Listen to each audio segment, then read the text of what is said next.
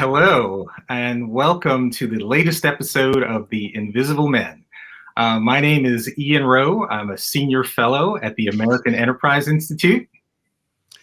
Hello, all. I'm Nike Fazier's, a member of the Leadership Network at AEI. Nike, it's great to see you. Haven't seen you in a bit. Yes, great seeing you, brother. Yeah, man. And today we have our first live episode of The Invisible Men, and we have a celebrated return guest. We have the erudite, John McWhorter, joining us. Hey, John, what's up? Hey, guys. All right, it's good to see you. For those of you who might not know John McWhorter, he is an author, a linguist. I actually saw, John, that you're an associate professor of English and comparative literature at Columbia, and I saw that. I'm like, what does a brother have to do to be a full professor? Actually, it's not in even them anymore. They were just kind of keeping me for administrative purposes. I'm in Slavic, of all things. That's where the linguists are at Columbia. That sounds so weird. I don't spread it around. But no, I'm not tenured. And the reason is partly because Columbia doesn't have a linguistics department. So it would be hard to have the infrastructure to tenure me. But even if they could, to tell you the truth, if I were tenured at Columbia, I'd have more administration. And if I had to do the administration, I couldn't do the other things that I do. So I prefer to incur the risk. I have many successive contracts. It's kind of a substitute for tenure, but I'm not tenured. So who knows? Very interesting. Very interesting. Okay. Well, John, you've actually been a guest on The Invisible Men before. So thank you for the return. Because at the time you were in the midst of writing your two books. Mm-hmm. One is 9 Nasty Words, and the second before was called The Elect. Mm-hmm. But someone wise came up with the title of woke racism. It's better, yeah. And it wasn't me. It was the editor who was very good, and she came up with that. And I think that's better than The Elect. I'm not very good at titles, but I think woke racism does sum up more what it's about. Yes, and I know Nike, you had a question because the subtitle is How a New Religion Has Betrayed Black America. Mm-hmm.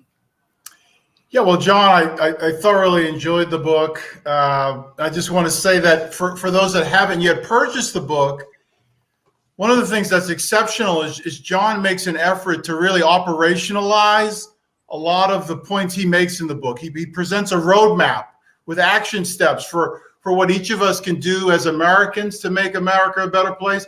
And he talks about what it takes to fight the woke mob and what steps should be taken to minimize and manage that. So this is just not an intellectual academic pursuit. There are action steps that I really value. But one of the things, John, in terms of the title, as Ian referenced, it certainly was written with us in mind. I also felt like this is really required reading for white America. And one of your charts in here is one of the most thoughtfully articulated representations of how woke America is torturing white America. You can articulate it better than me, but for our audience, it's if you're a white person and you only date black people, well, you're a racist because you have a fetish. But if you only date white people as a white person, you're also a racist. If you move into a black community, well, in fact, you're destroying that community. You're a racist. If you live in an entirely white community, well, you're a racist. And you just articulate this torture box that the woke community has put white America in. And I think it's absolutely critical that, one of the things I did, John, is I asked a number of my white friends about whether they had read the book, and it was interesting. Some of them said, no, but I'm really interested in that space. I just read something from Candace Owens. And so they were headed in one direction. But others were like, no, I haven't read the book, but I've gone and spoken to my friends to understand what I'm doing wrong. And so it's clear that there's this just dichotomy of ideas. And so a long intro by me, but this idea that this is required reading for white Americans, what do you think? That's it. And, I think among some people out there, I have a reputation for writing things that irritate black people. And I think many people would understandably think that woke racism's thesis is white people need to leave us alone. One of those books. It's not that. To tell you the truth, I don't like to admit it, but in terms of who I'm really writing that book to, it's a white woke person. What really moved me to do this was watching white people do things that make us seem like children, watching white people do things where they can't really believe the efficacy of what they're doing. But they've learned that making these gestures and going through this kabuki is the way that you show that you're not a racist, and that somehow there's a through line between this display and actually creating change in the world. And so if there's a kind of white person who wants to know what to do, and I must admit, I've got 2 or 3 white archetypes in my mind. They are based on some people I happen to know, where I kind of thought, oh, that person. They even have names, and I'm not going to say what their names are. I know that they are really smart, dedicated people who want to do the right thing. And I was thinking, what would I tell them if I wrote a book? And then I remembered that I actually do write books. And so I wrote this book. But yeah, it's them, because they're hurting us and they don't know it. Yeah, what's interesting, though, is that even though it sounds like there is a white audience, you don't let Black people off the hook in the book either. Because in some way, all this kabuki, as you just said, is given permission by segments of the Black community that embrace this sort of infantilization, right? So you say in the book, basically Black people have succumbed to this misimpression. And you talk about this idea that Black people have taken on this curated persona as eternally victimized souls. What do you mean by that? Because that's a pretty harsh blanket statement. We're like fish who don't know we're wet, but it's there. It is that our primary impulse, and you notice my artful use of our, because none of us 3 believe this, but if you look at most Black people in academia and the media in particular, the idea is that you first show why we can't, not why we can. So you talk about Black strength, but your job is to show that racism still exists in various abstract but powerful ways, and therefore we can't do what you're expecting us to do until there's some kind of profound change. That's all a lot of people have known since the 1960s. And that's basically a lifetime at this point. You have to be elderly now to remember when that was not how Black ideas were argued. And so you have this idea that, yes, we can't is the positive statement. We can't excel on standardized tests. We can't stop murdering each other until there's no systemic racism. We can't excel until a reckoning, although nobody says what it is, has been made about redlining, and reparations of some kind happens, of which, once they were there, our job would be to explain why it wasn't enough or it was just the beginning. Because, of course, yes, we can't. That's the orthodoxy. And I question it, because that's not the only Black way to be. And we all know it partly from all the Caribbean and African immigrants who've come here. In a way, they're Blacker than us, and they don't think that way. And you can say, well, they are different. They're immigrants. They came here. They had this gumption. But the thing is, they're not that way in the Caribbean or Africa either. That is just not the way a normal person is, to be so defeatist. And I think it's time that we started calling people on it. Yep. I mean, the thing that's frustrating about that is, I run schools in the heart of the South Bronx and Lower East Side of Manhattan, and a lot of native-born Blacks, it's like the last thing the parents who choose our school, the last thing they want us to be saying to their children are all the things that you cannot do, or that this society is so oppressive that you have no shot. So, like, where does the breakdown fall? Because it's not coming from the communities that the quote unquote woke seem to always want to be speaking for. Yeah, it's interesting. We're beginning to seem old-fashioned in that we're going to say, our parents said you have to work a little harder. And to be honest, I was told that, and I'm glad I was told that. It was nice to be told that you have to try. It kind of was nice to be, given that sort of spark. That's now becoming something old people say. The idea is you're supposed to say society is set against you. You have to work harder. It's not fair, and you should fight that. and your whole essence is that of somebody who has to work harder, and it's a tragic injustice. That won't do. And I think that we need to specify something very important, which is that way of thinking is typical of people who have a bully pulpit. That is something you find less and less of the more you step away from the media and academia. And yet there are people in both of those places who listen to somebody like me. You find this on social media. You have to deal with, who Black people are really listening to. There are a lot of people in the media in particular who really think that their view is the view. But no, it's the view of them and their friends and the sort of people who like seeing them on NBC, etc. It's not authentic. And so I think all of us need to speak more, and I think all three of us do this, for actual Black. It's funny, that media person thinks real Black people is anything but us, but real Black people don't think this way because it's poisonous. And so in the book, with that, the catechism, the contradictions I talked about, all of that is why, quote unquote, the race thing is considered hard. So this white woke person listens to these things that cancel each other out. It's so obvious that these things make no sense together. So, for example, Black people should have their own spaces. They're places where Black people should be able to be themselves. You stay out of them. But then on the other hand, you're supposed to have Black friends, and not just acquaintances, but good Black friends, even though you're not allowed in the spaces where they're being themselves. That makes no sense whatsoever. And yet we're told that pretending that makes sense is the way that you give us our dignity. No.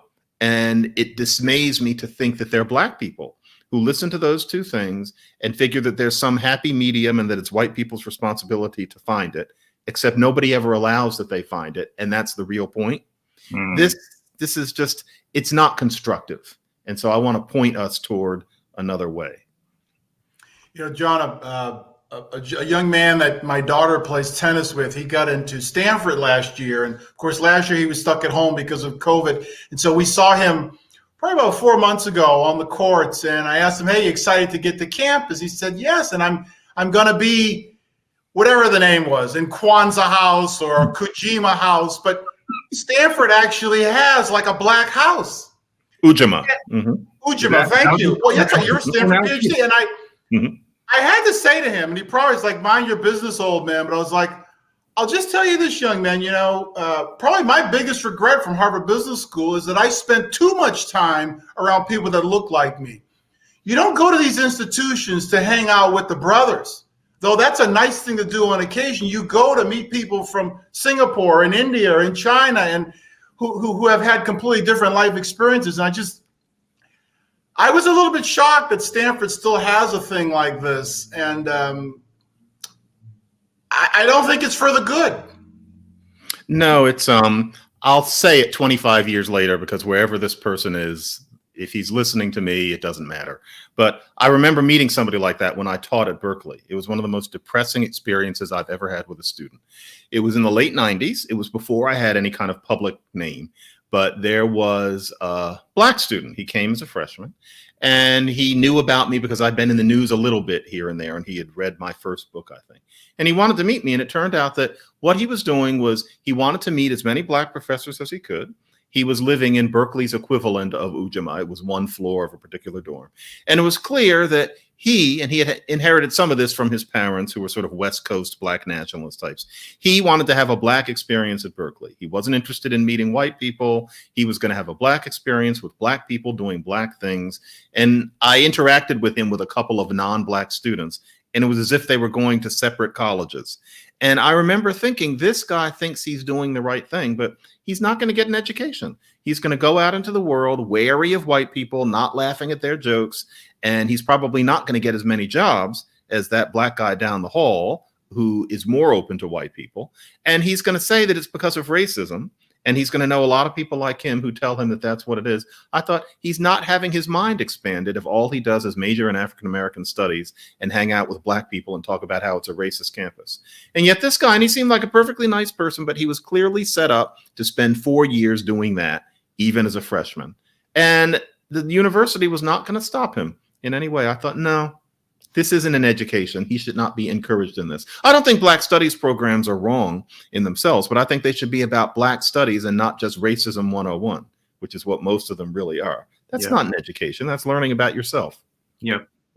And we're going to be taking questions. So if anyone does have questions, you can email tim.sprunt, S-P-R-U-N-T, at aei.org, or hashtag on Twitter, woke racism AEI. So John, one thing that's always so frustrating to me is why it seems like there's this dichotomy between people like me or Nike and you who promote this idea of Black agency and self-sufficiency while still being able to acknowledge that there are structural barriers, right? So for example, in education, in the district that I'm going to be launching this new network of high schools, for the 2,000 or so kids that started 9th grade in 2015, 4 years later, only 2% of those same kids graduated from high school ready for college, right? Meaning that they started 9th grade and either dropped out along the way, or they did get their high school diploma, but still couldn't do math or reading without remediation if they were even to go to college, right? So, and remediation doesn't really work, right? Yeah. And then it doesn't work, and the remediation doesn't work. You take on debt, you get no degree, and you get no credits. It's a nightmare, right? Yeah. But in this district, there's a cap on charter schools. So if you had a brilliant idea, if John McWhorter wanted to become the head of a new school in this district, you couldn't do it, right? So that's a real structural barrier. Why is it that we can acknowledge that there are issues like that, but when it seems like it's just this blanket weight on us, that's what really just suppresses and just squeezes all the agency out of our community. And that's what I think I fight against so much. There's so many barriers of that kind to perceiving reality in some ways. And so, for example, if you ask a lot of people what the problem is, it's not that there can't be enough charter schools in a district. It's that the public schools only get a pittance, whereas the suburban white schools get a whole lot. It's been essentially disproven that that's a major issue. I mean, this is Jonathan Kozol putting that forth 30 years ago, and it settled in as a meme because it's so easy. But that doesn't really hold up. When you give massive funding to public schools in distressed areas, nothing changes. Now, that's a whole different set of issues, but it's not about the money. And then it's also, I had a conversation once with a reporter, very intelligent person, who was seeing that mostly white kids went to an elite public school in what was by then a brown and distressed neighborhood. And all she could see was, well, that's racism. And I guess she actually thought that somebody was in the school saying that we only want white kids in here or something. And that must be a caricature of what she thought. But she just thought that's racism there. And she felt she had done her job by doing that. This is a Black woman. I get the feeling she's not rare. And so people are just looking for that one thing instead of thinking about how the world really works, where, for example, there are caps on charter schools such that you can't improve the education for kids who could really use it. That wouldn't fit into the narrative, and so nobody would pay that much attention to it. It's this general thing. Black people and social history. When it comes to us and social history, suddenly social history is as easy as boiling an egg. It's always these easy binaries. Yep. But what about the rest of the world? And why are we exceptions? I just don't get it.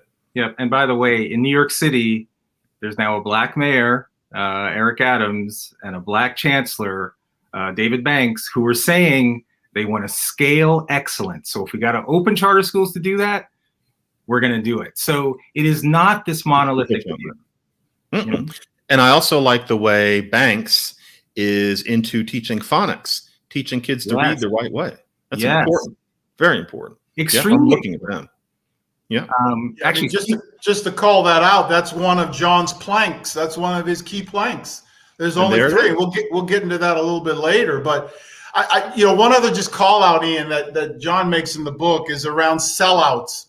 And again, I thought you did it in a way, John, that really forced me to start thinking about, is there such thing as a sellout?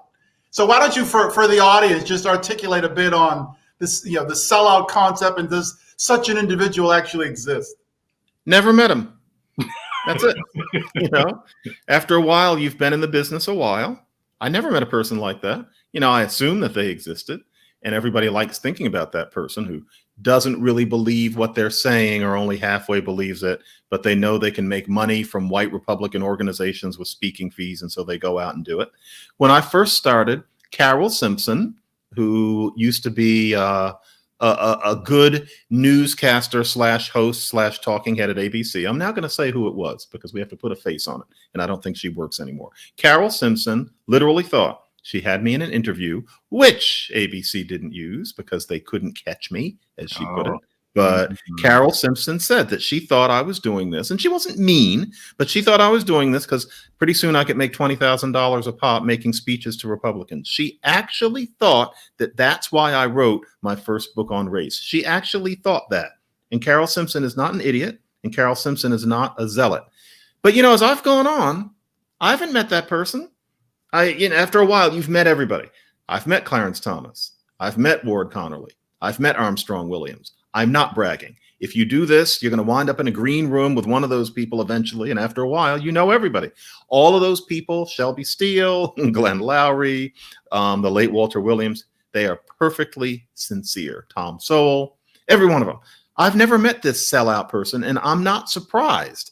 I mean, we've all pretended to read Uncle Tom's Cabin, and, we think about it, but does that person exist? And you can find some extreme examples of truly sinister people in the past who really were like that, but they were clearly almost psychopathic. And it's certain Randall Kennedy has a book where he outlines some of those people. But to say that anybody you see on TV who's saying something other than what Ta-Nehisi Coates says is a sellout, it's simply not true. And I know it partly because I've met all the sellouts and they're not.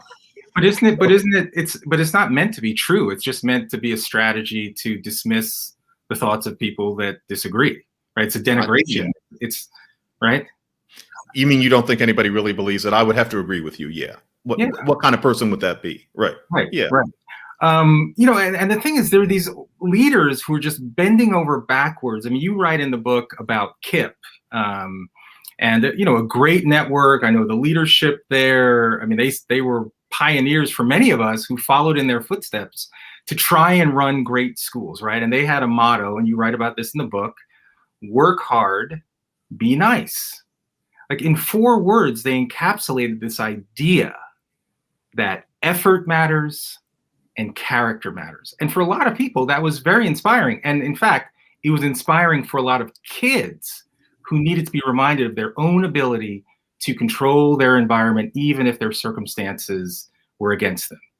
And as you write about in the book, KIP abandoned that slogan, work hard, be nice. And you write about it. So why did they abandon that?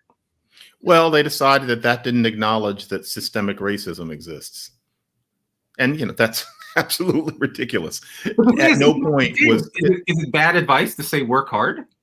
I think that it's good advice to anybody to say work hard. It's good advice to anybody to say be nice. They don't realize how condescending it is to say that because Black people have gone through slavery, Jim Crow, and redlining, and because the present isn't perfect, you don't have to work hard. You don't have to be nice. Not that it wouldn't be a good idea, but it's optional. You might work hard, you might be nice, but if you basically, as we used to say, show you're behind, that's okay because your great-grandfather may have been lynched.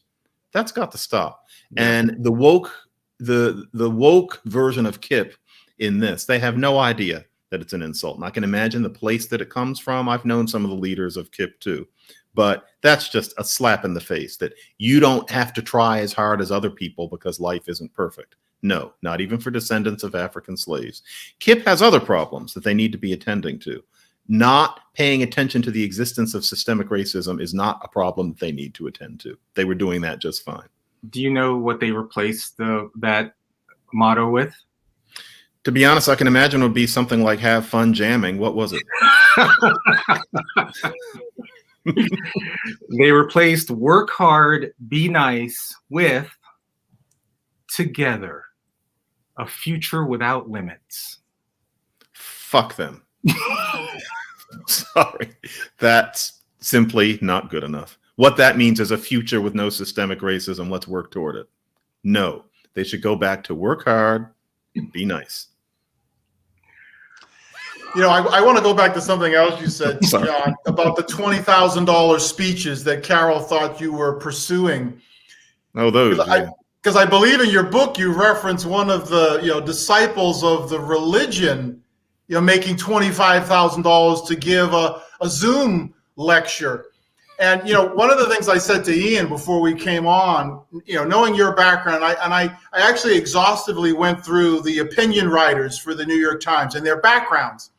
And forgive my arrogance, but I almost feel like there's a situation now that if you're center or a little bit right, you actually still have to be better than the others. But that if you are left, and certainly within the framework of wokeness, the standards are in fact lower. You mean at the New York Times? Specific to the New York Times. I mean, I look at someone like yourself. You've written 20 some odd books, a PhD from Stanford. And then I compare those credentials to some of the other opinion writers of the New York Times. And I see undergraduate degrees, and they kind of hung around the New York Times for 15 years, and now they're on the opinion page. But they have their narrative is clearly to the left. And so I almost feel like, have we gotten to a place now where, you have to work a little bit harder if you don't follow what we tell you to follow? Mm. I'm not commenting on the Times specifically, but that's definitely true in the media. Oh, yeah, definitely. I have no doubt, and I've never known it absolutely for sure, but I have no doubt that in the typical mainstream publication, the conservative person, or even the person who's quote unquote a contrarian, is checked more, has to be more careful. They take more care, because you can't help seeing people on the left and the hard left saying all sorts of even incendiary things, facts that aren't checked. I'll even try this, and I'm not referring to anything specific, although of course I am. I know that in my experience, for which I'm grateful, I am happy that the MSM continues to call upon me. I don't feel muzzled at all. But I know that if you're the exception. You're the exception, not the rule. I know what you mean, but maybe I'm a beacon. But if I write something about a certain someone, and I'm thinking of various someones, then the fact checkers go to that source, they look it up, they go to the book. Is that what the person actually said? Weren't they actually saying this? Now, all I know is that I will see sometimes those same people citing me where they've just got it all wrong. They're taking some one thing that I put in a tart way 15 years ago and making it seem like I'm this perfect moron. And nobody checked that. It's clear. And so, yeah. And in a way, I like having to try harder. I enjoy the idea that I've got to be on my game. With some of those other people, it's clear that I'm not saying that they don't put any effort into it, but what they jot out, I get the feeling it's spell check and maybe a couple of things that really stick out. I will never have that luxury. And in a way, I'm glad. It means I work harder. Wow, that's pressure. That's the upside of pressure. I like that a lot. Speaking of I want to make it clear, though, Ian, actually, I should say, I'm talking about 21 years of writing. I'm not talking about any one particular organ. Just want to make that clear. Totally get it. But speaking of the New York Times, they had an article, actually, and from a linguist perspective, I think you would have found it interesting if you didn't see it, but it was a whole article about the language, woke language, and the labels that are being used by woke people that they love, but is not being embraced by the people that they think, so it's Latinx, right? There's a whole article about how BIPOC is not a term that's actually embraced by many Black, indigenous people of color. And in fact, the article even said BIPOC, for many people, they thought it stood for bisexual people of color, right? Mm-hmm. And then the Latino community thought they were being excluded. So then there was like, well, it should be BILPOC. And you just and Latinx, and you just think, where are we going with these labels, right? Because you're just flattening whole groups of people, right? You know where it's going? It's just one of those things that I think we have to accept. There's going to be a series of labels, a kind of a register that is used among hyper-educated people, but not beyond that. And I think it's going to stay. Latinx is with us to stay among a certain kind of person, but it's not going to spread. I live in a neighborhood where probably every second person is Latino. I've never heard that word used out in the streets. It's interesting. I hear BIPOC, literally, I'm not being rhetorical. When I go to Columbia's campus and I walk through the gates, That's when I start hearing BIPOC, and it's used by my students, and I use it with them. I never hear it on the subway. I'll use it. I'm an educated person. They keep saying it. I'll say it. That's the dialect that you use. But it's not going to be part of real life. I'm sitting at my dining room table. I don't say it here. It's just that there's going to be this split, basically. I'm not sure I mind that so much, but that's what it's going to be. I'm not sure these people realize that those terms are not going to generalize the way African American did. Right. What if you're a child? What if you're a child of a white person and a BIPOC person? Which category are you in? Well, that the grand old answer is you're black, but I think we're bringing back the one drop rule now. Yes, we're making such great progress. I think you're supposed to. These days, I think that person is just a mutt. Really, I mean, they might choose to embrace BIPOC as they get older. I think if you're talking about somebody 8, I think fewer and fewer people who are coming up of that cohort are going to embrace these artificial categories. It's just gotten so silly at this point. Depends on what neighborhood you're in, but I think that's going to change too. But what's the point? What is the point of having terminology that literally flattens an entire group of people to say the only characteristic that is important about you is that you're not white? Because there literally is no other connecting component. One of the saddest things is to see, especially a younger person, defining what they call their identity. And what that identity is all about is what white people don't or do think of them. That's my identity. What they mean is I'm identifying against whiteness in some way. And I just think, you know what? If you're going to pretend that whiteness is that much of a problem for you, you're letting them win. And one day you're going to die. Some of these people don't seem to understand that life ends. They seem to think that we're in some sort of eternal, I don't know if it's heaven or some play where people live 1,000 years and you're going to identify against the white hegemony. And the white people, frankly, are not paying attention. And one day you're going to die identifying against something that wasn't really hurting you that much to begin with. Now, I wouldn't say this in 1955, but I would definitely say this now. And yet you're supposed to pretend that time doesn't pass or that the cops somehow refute what I just said, as if the cops are 95% of the black experience rather than one of a great many things. It's all very, very fake. And a lot of woke racism is basically about let's stop lying. Enough of this mendacity. And that's black people and white people. We're all lying to each other. And I think it's time that talking about the race thing meant telling the truth, even if some people's feelings get hurt, including white people's feelings these days. Wow. John, John, sorry, Ian. I want to go back to the book again, because another one that you brought in the book that I missed was the head of the San Francisco Museum of Modern Art. And I think it's really important for you to articulate that to our viewers, what happened, why it happened, and what it represents. That story. His name was Gary Garros, and he was a curator at the San Francisco Museum of Modern Art. In a discussion where they were talking about expanding their purview during the racial reckoning, he said that he was happy to look at more non-white artists when they were bringing in materials, but he said that he's not going to not look at white material at all because that would be reverse discrimination.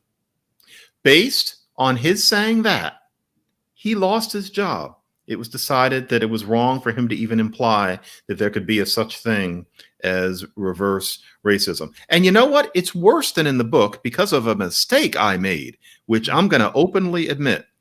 I lived in the Bay Area in the mid-90s, and it amazes me how your memory can sift and fade. I thought I knew him. I thought I had met him at a couple of cocktail parties, and the person who I now know was not him. I actually asked somebody a couple months ago and realized the mistake I made, and it was too late to catch it in the book. What's this kind of gabby guy who maybe drank a little too much and kind of rubbed people the wrong way?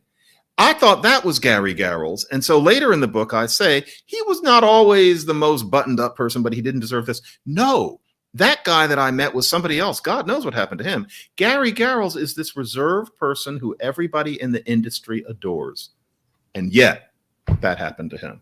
It won't do. And it's not just one anecdote. As you in the book, we're full of things like that. But that was one of the things that when I read about it, I thought, what's happening? It really was that in the summer of 2020, I was sitting, with a glass of wine on a sun porch and just reading about one thing after another. And that was one of the things where I thought something's gone wrong this year. And next thing I knew, I wrote a book. Wow. Please, if you have questions, you can send questions to tim.sprunt@aei.org or on Twitter, hashtag woke racism AEI. We've got a bunch of questions. John, so a listener writes in, what do you think the life cycle of woke racism will actually be in the future? Will people ever exhaust themselves, or will it only get worse? Like your title right now is extremely relevant, but will it be relevant a decade from now, or it'll be, it's like Dumb and Dumber and Dumber and Dumberer. Remember that sequel? Will there be like woker racism in 10 years? I think if there's enough of a pushback against it, it will make my book date. I am really hoping that woke racism is a period piece in 5 years, because what's going on is so egregious. And I think it will be. It's going to be seen as a book that somebody who was too angry wrote, in the wake of the murder of George Floyd. It's going to look quaint, but it isn't quaint right now. Some really terrible things are happening. And I think that if enough people, including Black ones, say, yes, racism exists. Yes, some Black people need help, but we don't need to be treated like hothouse flowers, and you don't need to exaggerate, then I think that woke racism will become the lesser scourge that it was before 2020. I'm waiting to go back to say 1919. No, 2009. 2019. Right. Yeah. So you commented on David Banks, who's the new chancellor in New York, and we are all so cautiously optimistic about his tenure as chancellor. But he talked a lot about early literacy instruction and reading. So I just want to dive in a little bit more, because oftentimes there's the causality of differences and outcomes as adults, whether it be the racial wealth gap, the racial, the representation in colleges, are outcomes that occur many years after kids aren't getting high, in particular Black kids, high quality early literacy instruction. So you're at a major university, which has a teacher's college. Why can't we get back to what we know about the importance of knowledge and the science of reading in the early years? Because that's not what's being practiced throughout elementary schools across the country. The education schools don't want to hear from the science because it interferes with their mission. Many people would be surprised at how very specific education schools in this country are. There's a specificity. They don't teach education. They teach you how to try to make children into good leftist radicals. That is what the curriculum is based on. Nobody puts it that way, but that's what many, many, many ed schools are all about. I don't know of any that aren't. That doesn't mean that there aren't some, but the norm is that, and it's been that way since about 1969, has beginnings. And so teaching reading is caught up with this idea that what you also want to do is make the kids sensitive to the conception of there being a world larger than them. You want to teach them empathy. It's a big key word with people like this. And of course you want to teach kids empathy, but while you're teaching them to read, there's something called balanced literacy, in which teaching them to sound out the words is about 1/8 of the point. And there's this larger issue of teaching them how to be souls. And that really doesn't work when you're dealing with a kid who's not from a book-lined home. If you're from, frankly, this home, you can't see all the books, but I'm looking at them. You learn to read just through inhaling. I'm doing it. But if you're not from that kind of home, you need to be taught how to read. You don't need how to balance your literacy. And as far as the empathy goes, you can learn that in some other classes, or maybe just from being alive, especially in an underserved community. How are you going to lack empathy? And so it really messes kids up. And I just think to myself, I've known people from bad neighborhoods who were brilliant people, and you go have lunch and they're moving their lips while they're reading the menu. It's not their fault. They weren't taught how to read properly. And It needs to stop, because it disproportionately hurts Black kids. And it hurts poor white kids too. But sure, absolutely. Black kids. So yeah, it needs to stop. And it sounds so wonky. You know, in the book, all of a sudden I'm talking about phonics, which is not my subject. Linguistics is not about that. But I've seen this and it makes me sad. And so it really is one of my 3 planks. By the way, I'm glad you said that, because we don't want to pathologize, particularly reading, the reading crisis that exists across the country. On the National Assessment for Educational Progress, you know, it's often called the nation's report card. In 2019, in 4th grade, 8th grade, and 12th grade, it is still the case that not a majority of white students, in fact, never in the history of NAEP, are a majority of white students reading at grade level. And from a raw number perspective, there were cumulatively 3.75 million white kids not reading at NAEP proficient levels, as compared to 1.4 million Black kids. Now, from a percentage perspective, that represents a higher percent of Black kids. But the point is, we have a national reading crisis across the board, and we just need to keep reminding everyone of that basic fact and why the science of reading is important to everybody. Okay.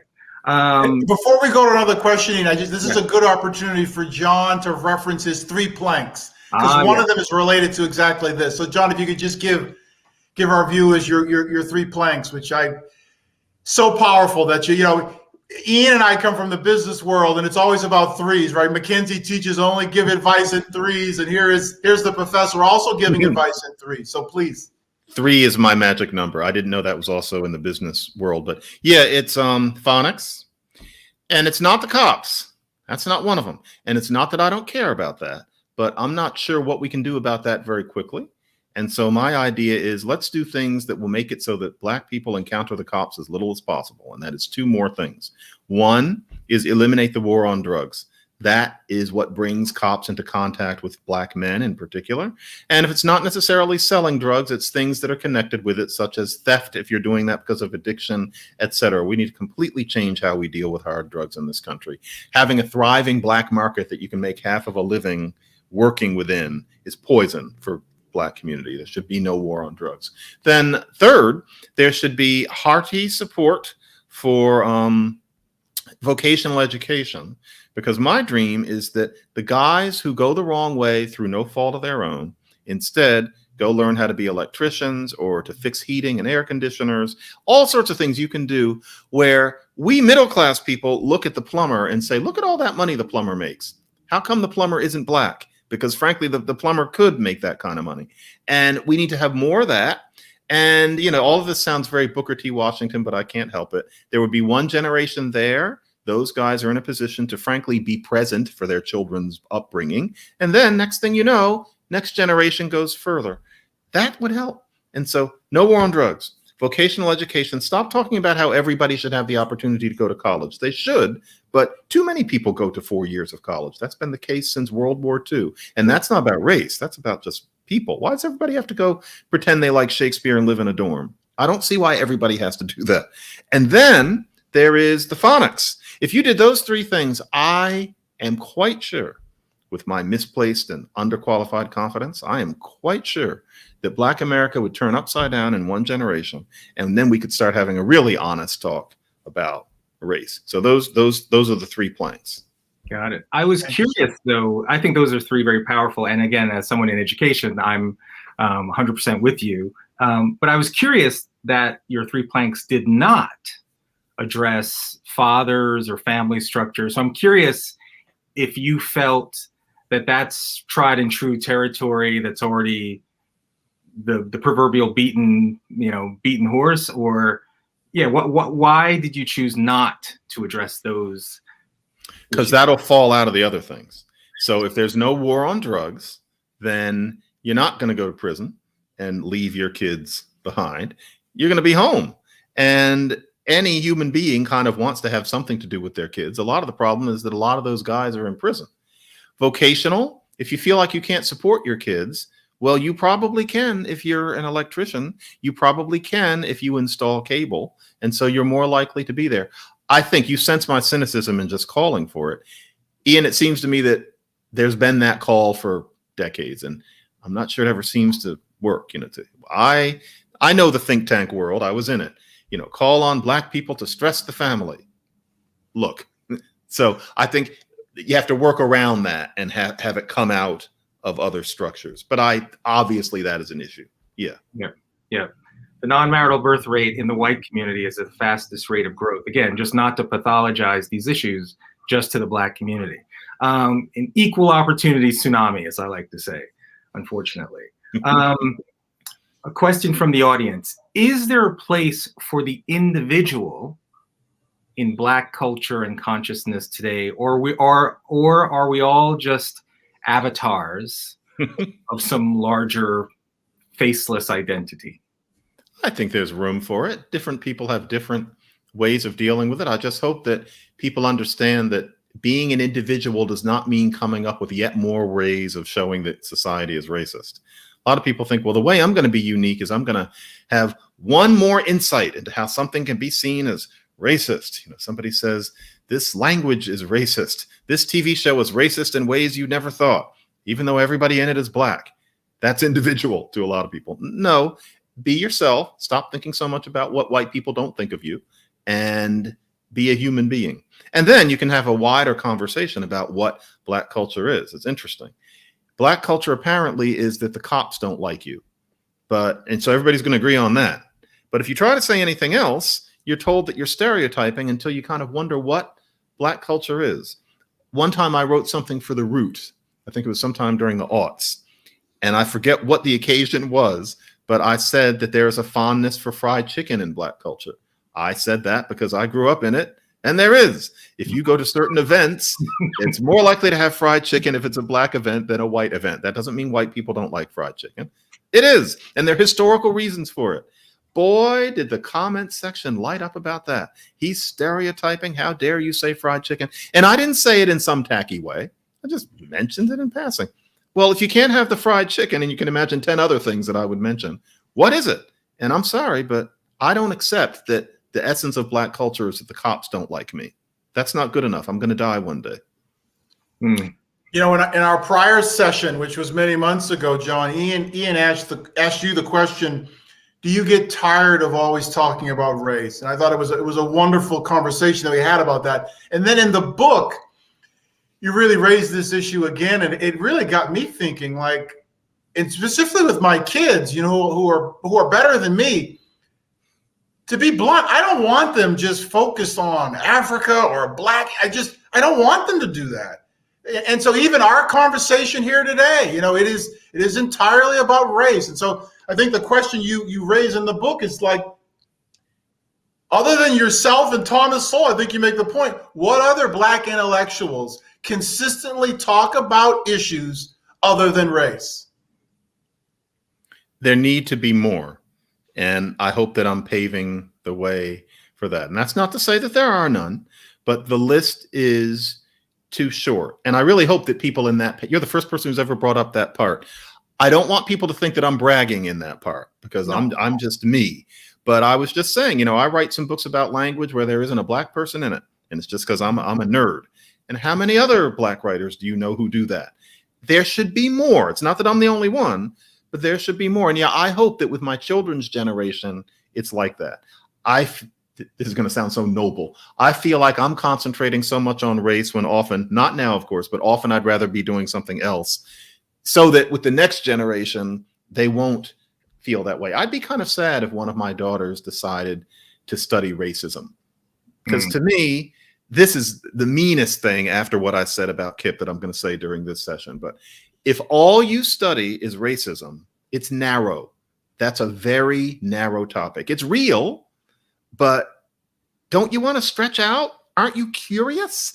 Is your curiosity limited to finding new ways that society is racist? Because you'll find them and nobody will tell you you're wrong. Is that it?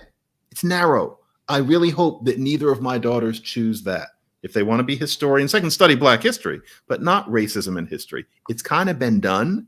And if you do that, you're not flying. You're like this bird in this cage, and usually the cover's over it. Get the cover off the cage. What a terrible analogy, but that's my sense of it.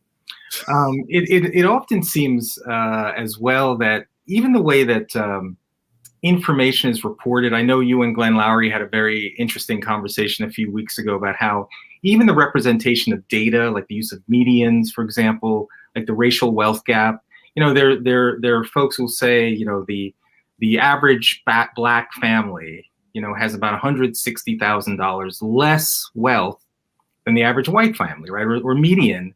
And yet, if you look at the data, you look at that same exact data and take into account a couple of other factors like family structure and education, the average black married, college-educated family has about $160,000 more wealth than the average white single-parent family.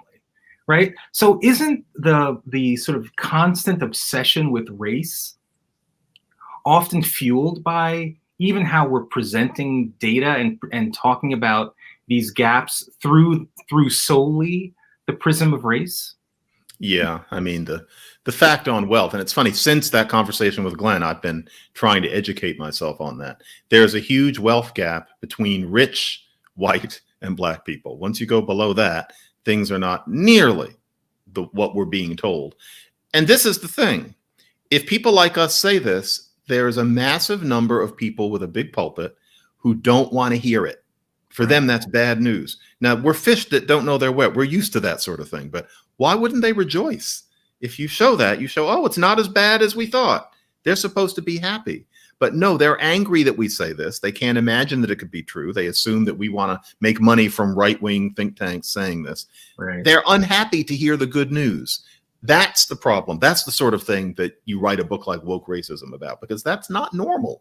We're used to it, but that's not normal to be repulsed by good news. That means something has gone wrong. Wow. Okay. Well, in our closing minutes here, Nike and I, when we created the Invisible Men 30 years ago, when we were both at Harvard Business School, and we felt like this collection of people who were going to Harvard Business School and Harvard Law School and other great college and universities were in essence invisible to a lot of young black kids across the country. This was the time of Rodney King and the riots, and even still, it feels. There's a sense that the work that you do and others, the millions and millions of black people who are in middle and upper class living quite well in our country are still invisible. And I saw that you've created this avatar of Simone. This wasn't in the book, but Simone and Omar. Are they going to be avatars? I like this. Yeah. So, Simone is woke, and I think Omar is black, right? Yeah. Omar's out on the street. Yeah. Omar's a rioter. That's not the only black person, right? No. Right.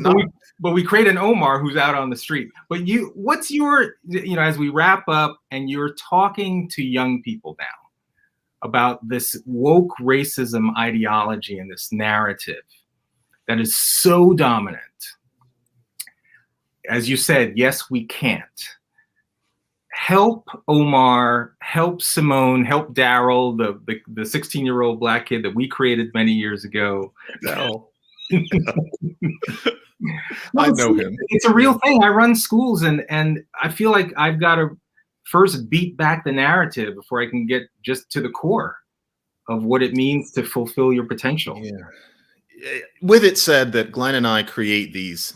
It's me, actually, who always creates these stock characters because that's how I think. But Simone is this very woke, very brilliant undergraduate who gave Glenn some trouble, and I gave her an arbitrary name. Omar is one of the rioters in the wake of George Floyd, who's taking TV sets when that has nothing to do with helping anybody, and it's from a black-owned store. It's reparations. Simone, It's his version of reparations, and he's getting reparations. Simone needs to understand that Omar does not need to stay the way he is until America comes to this grand understanding about the nature of white privilege and systemic racism. Simone needs to get past the idea that the heart of her education about race is to think of Omar as a freedom fighter until society becomes perfect. We need an avatar who would be less theatrical than Simone. Simone would be played by, some brilliant actress, and, Omar could be played by, I know who Omar would be played by, but he would be Lorenz Tate 25 years ago. Now he's kind of aged out of it. But we need this person who is coping despite the obstacles and does it without losing his authenticity. Maybe that's Darryl. And that is a normal person as opposed to some hero. as opposed to somebody who writes some quirky article on some website. But no, Omar is not the best we can do until every white person can recite the litany of Black history from 1619 until last week. Simone's got to get over that. Too many people are telling her that that's how it goes. I don't think it is. All right. Well, Mr. John McWhorter, thank you for joining us for our latest edition of The Invisible Men, our first live episode. If any viewers want to see all of the other episodes of The Invisible Men, you can go to www.invisible.men. Great to see you, John. Nike. You too, Ian. Pleasure. You too, Nike. John, tremendous. Thank you for this. Thank you. And thank you you for reading it. Buy it while it's still relevant, because hopefully 5 years from now it'll period piece. It'll be gathering cobwebs. It'll be gathering cobwebs. It's the first time I think I've ever said that to an author. I hope your book 5 years never sells a copy. I want that thing to be an antique as soon as possible. I shouldn't say that with my publisher listening.